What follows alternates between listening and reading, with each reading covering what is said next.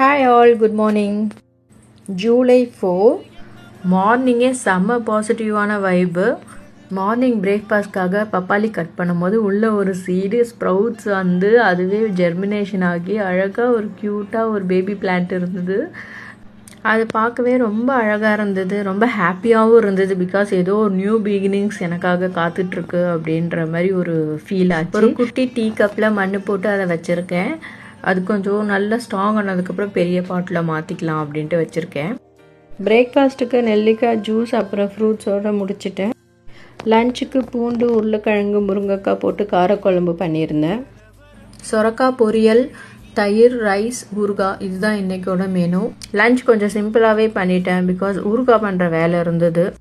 நேற்று நைட்டே பண்ணலான்னா டைம் ஆகிடுச்சி, பண்ண முடியல. ஸோ இன்றைக்கி கண்டிப்பாக பண்ணி ஆகணும், இல்லைனா அது கண்டிப்பாக வீணாக போயிடும். ஸோ சிம்பிள் மெத்தட் நான் எப்பவுமே ஃபாலோ பண்ணுறது, அதை வச்சு தான் இன்றைக்கும் ஊறுகாய் பண்ணினேன். ரொம்ப டேஸ்ட்டாகவும் இருந்தது. இதுக்கு மெயின் இன்க்ரீடியன்ட் வந்து நல்லெண்ணெய் கண்டிப்பாக வேணும். அது இருந்தால் தான் மாங்காவோட புளிப்பை வந்து கண்டிப்பாக பேலன்ஸ் பண்ணுறதுக்கு அது ரொம்ப முக்கியம். ஒரு ட்ரையான பாத்திரத்தில் மாற்றி வச்சிட்டோம் அப்படின்னா கண்டிப்பாக இது கெட்டு போகாமல் ரொம்ப நாளைக்கு வரும். ஃப்ரிட்ஜில் வைக்கணுன்ற அவசியமும் கிடையாது.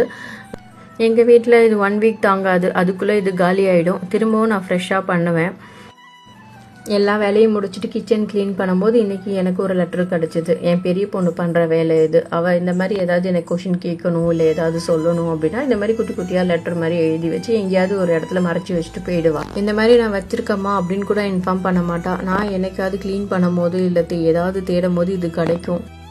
நானும் இதுக்கு ரிப்ளை எழுதி சைலண்ட்டாக அதே இடத்துல வச்சுட்டு வந்துடுவேன்.